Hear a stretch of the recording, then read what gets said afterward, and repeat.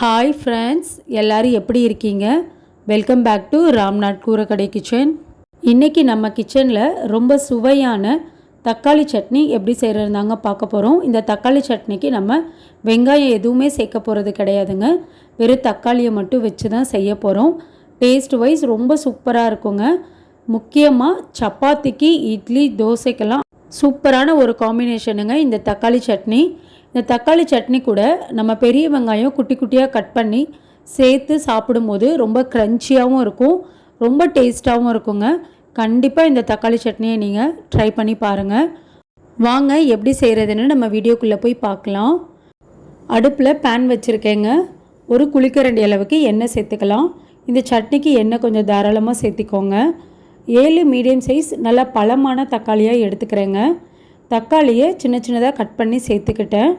வெங்காயம் எதுவும் சேர்க்க போகிறது கிடையாதுங்க, தக்காளி மட்டும்தான்.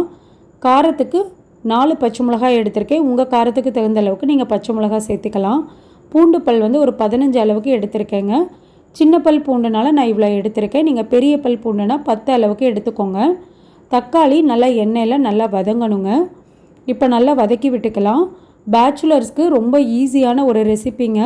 பிகினர்ஸுக்குமே ரொம்ப ஈஸி. இந்த மாதிரி நம்ம செஞ்சு வச்சுட்டோன்னா ஒரு 2 நாள் வரைக்கும் கூட ஃப்ரிட்ஜில் ஸ்டோர் பண்ணி வச்சுக்கலாங்க. ரொம்ப சூப்பராக இருக்கும். சாதத்துக்கு, சப்பாத்தி, இட்லி, தோசை எல்லாத்துக்கும் அல்டிமேட்டான ஒரு காம்பினேஷனுங்க. இப்போ தக்காளி நல்லா வதங்கிருச்சு. எண்ணெயில் ஒரு 5 நிமிஷம் போல் நல்லா வதங்கிருச்சுங்க. இப்போ இந்த தக்காளிக்கு நம்ம மசாலா தூள் சேர்த்துக்கலாங்க. 1 டீஸ்பூன் அளவுக்கு மஞ்சத்தூள் சேர்த்துக்கலாங்க. 1 டேபிள் ஸ்பூன் காஷ்மீரி மிளகாத்தூள் சேர்த்துக்கலாங்க. இந்த மிளகாத்தூள் காரம் இருக்காது, நிறத்துக்காக நான் சேர்க்குறேங்க. நீங்கள் வேணாட்டினா ஸ்கிப் பண்ணிடலாம், தனி மிளகாத்தூள் கூட சேர்த்துக்கலாம். இப்போ இந்த சட்னிக்கு தேவையான அளவு உப்பு நம்ம இப்போவே சேர்த்திடலாங்க. இப்போ தக்காளி நமக்கு நல்லா மசியணும். அந்த மசாலா எல்லாமே நம்மளுக்கு ரா ஸ்மெல் போகணுங்க. கொஞ்சம் நமக்கு கொலன்னு தக்காளி இந்த ஸ்டேஜில் இருக்கும்போதே 1/4 டம்ளர் தண்ணி சேர்த்துக்கலாங்க. ஏன்னா நம்மளுக்கு இந்த மசாலாவோட பச்சை வாசனை போகணும். 2வது நம்ம கிடைய தான் போகிறோம்.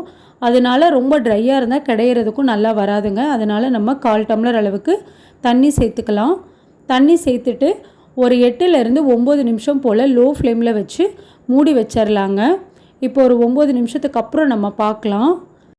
தக்காளி, பச்சை மிளகாய் எல்லாமே நமக்கு நல்லா வெந்து வரணுங்க. அப்போ தான் கடையிறதுக்கு ஈஸியாக இருக்கும். அதனால தான் இப்போ நம்ம மூடி போட்டு நல்லா வேக விடுறது.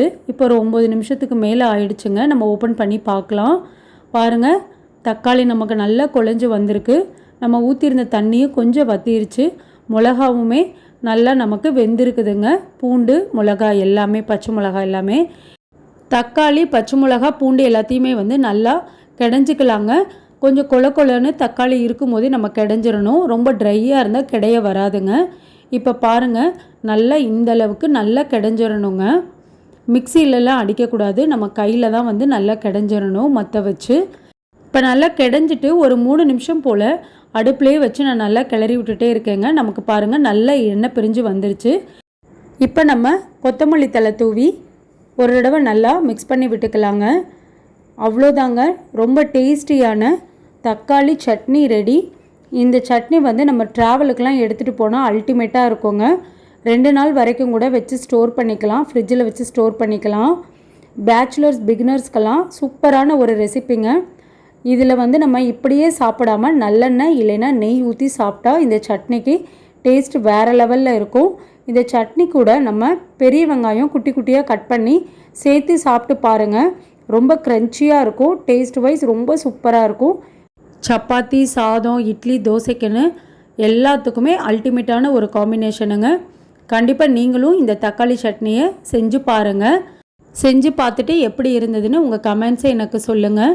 நீங்கள் இப்போ தான் நம்ம சேனலை ஃபர்ஸ்ட் டைம் பார்க்குறீங்கன்னா ராம்நாத் கூரக்கடை கிச்சனை சப்ஸ்கிரைப் பண்ணிக்கோங்க. பக்கத்தில் இருக்க பெல் ஐக்கானை கிளிக் பண்ணிவிட்டு ஆல்ன்ற ஆப்ஷனை டிக் பண்ணிக்கோங்க. அப்போ தான் நான் போடுற புது ரெசிபிஸ் நோட்டிஃபிகேஷனில் உங்களுக்கு உடனுக்குடனே வரும்.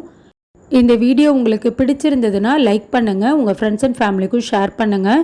இனி நான் வேறு ஒரு இன்ட்ரெஸ்டிங்கான ரெசிப்பியில் உங்களை பார்க்குறேன். தேங்க்ஸ் ஃபார் வாட்சிங்.